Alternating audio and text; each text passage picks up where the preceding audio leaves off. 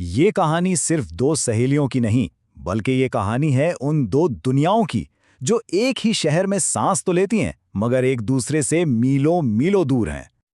और इसी कहानी में एक सवाल छुपा है, क्या दोस्ती इतनी मजबूत हो सकती है कि वो दो बिल्कुल अलग अलग हकीकतों के दरमियान मौजूद फासले को मिटा सके? चलें, वक्त में थोड़ा पीछे चलते हैं। साल था 2018। स्कूल की वो रौहदारियां, वो क्लासरूम का हल्का हल्का शोर। इसी माहौल में किंजा और यास्मीन की दोस्ती परवान चढ़ रही थी। वो सिर्फ हम जमात नहीं थीं, नहीं, वो तो एक दूसरे की राजदां थीं। ऐसी पक्की सहेलियां जिनका दिन एक दूसरे के बगैर जैसे अधूरा सा लगता था। लेकिन जैसे ही स्कूल की आखिरी घंटी बजती और वो गेट से बाहर कदम रखती, तो दोनों जैसे दो अलग अलग कायनातों में दाखिल हो जाती। कंजा की दुनिया वो फरावानी की दुनिया थी, जहां हर ख्वाहिश पलक झपकते ही पूरी हो जाती थी। और वहीं दूसरी तरफ यास्मीन की दुनिया थी, जरूरतों की दुनिया, जहां हर दिन एक नई जिद्दोजहद का नाम था। तो हुआ कुछ यूं कि किंजा, जिससे हिसाब से यानी मैथ से बहुत लगाव था, उसने अपने माहाना इम्तिहान में पहली पोजीशन हासिल कर ली। अब भाई, इस छोटी सी कामयाबी का जश्न तो बनता था, तो उसके घर पर एक दावत रखी गई।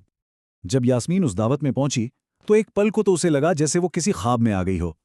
लॉन में हर तरफ नर्म रोशनियों की लड़ियां, हवा में धीमी सी मौसीकी घुल रही थी, और खानों की ऐसी खुशबुएं थीं जो उसके लिए बिल्कुल नई थी। और सबसे अजीब बात, मेहमान तो गिनती के सिर्फ 10-12 ही थे, लेकिन दस्तरख्वान पर उफ, इतना खाना सजा था कि जैसे कोई 50 लोगों की जियाफत हो। फिर खाने के बाद वो लम्हा आया जिसने जैसे हर आवाज को अपने अंदर जज्ब कर लिया। एक गहरी खामोशी छा गई। जब मेज़ों से बचा हुआ खाना, बहुत सा तो ऐसा खाना जिसे किसी ने छुआ तक नहीं था, उठाकर कूड़ेदान की तरफ ले जाया जाने लगा। उसी गहरी खामोशी को यास्मीन की भीगी हुई बहुत धीमी सी आवाज ने तोड़ा। उसने अपनी सहेली की तरफ देखकर कहा, किंजा, तुम एक रात में जो ये खाना ज़ाया कर रही हो ना, ये मेरे पूरे घर के एक हफ्ते का राशन है। ये अल्फाज कंजा के लिए एक झटके की तरह थे। उसकी आवाज में हैरत थी, एक मासूम सी बेयकीनी। उसने सिर्फ इतना पूछा, सच में? यास्मीन ने शायद एक हल्की सी फीकी सी मुस्कुराहट के साथ जवाब दिया, हाँ, तुम्हारे लिए ये सिर्फ एक पार्टी है, मेरे लिए ये एक खूबसूरत ख्वाब जैसा है। बस उन चंद अल्फाज ने उनकी दोस्ती के दरमियान एक ऐसी लकीर खींच दी जो शायद पहले भी थी, लेकिन कभी नजर नहीं आई थी। और यहीं से असल सवाल जन्म लेता है, क्या ये दोनों लड़कियां वाकई एक ही निज़ाम, एक ही माशरे का हिस्सा थीं? देखें, ताल्ख हकीकत तो यही है कि आमदनी के इस बेतहाशा फ़र्क ने हमारे मुआशरे को खामोशी से दो हिस्सों में बांट दिया है। एक दुनिया वो है जहां ख्वाब देखे जाते हैं और फिर पूरे भी किए जाते हैं, और दूसरी दुनिया वो है जहां आंखों में ख्वाब सजाने की हिम्मत भी अक्सर दम तोड़ देती है। इसे अगर समझना हो तो यूं समझ लें कि जिंदगी मुस्तकबिल की तरफ जाने वाली एक दौड़ है, एक रेस, जिसमें कुछ लोगों तो शुरू से ही तेज रफ्तार घोड़ों पर बिठा दिया गया है और कुछ के पांव में भारी जंजीरें बांधी गई हैं। और एक बात साफ समझ लेनी चाहिए, ये कोई किस्मत का खेल नहीं है, नहीं, ये इस निज़ाम का खेल है।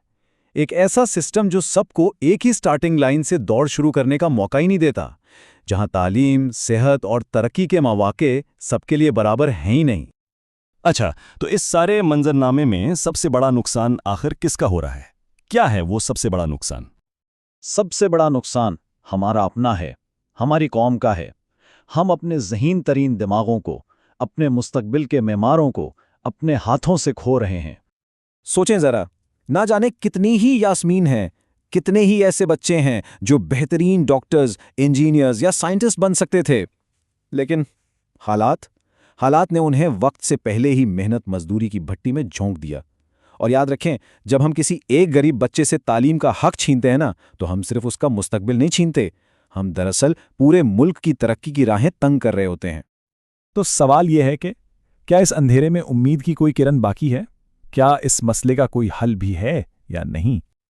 हाँ, बिल्कुल है। हल हमेशा मौजूद होता है। सबसे पहला कदम बीमारी को तस्लीम करना है। हमें सबसे पहले यह मानना होगा कि हाँ, हमारे माशरे में यह गहरी तकसीम मौजूद है। दूसरा कदम एक ऐसे निज़ाम की बुनियाद रखना है जो हर बच्चे को, चाहे वो अमीर हो या गरीब, आगे बढ़ने का बराबर मौका दे। और तीसरा और सबसे अहम कदम अपनी आवाज़ बुलंद करना है। आवाज़ किस लिए बुलंद करनी है? हमें ऐसे स्कूलों का मुतालबा करना है जहां तालीम का मयार सबके लिए यकसा हो, हमें ऐसे अस्पताल चाहिए जहां इलाज सबके लिए मैसर हो, और हमें ऐसे इदारे चाहिए जहां नौकरियां सिफारिश से नहीं बल्कि काबिलियत से मिलती हों। क्योंकि एक बात तो तय है और उसे हमेशा याद रखना चाहिए, जब कोई मुआशरा अपने सबसे गरीब फर्द की तरक्की की राह में रुकावट बनता है ना, तो वो दरहकीकत किसी और के नहीं बल्कि अपनी ही तरक्की के रास्ते में एक बहुत बड़ा पहाड़ खड़ा कर रहा होता है।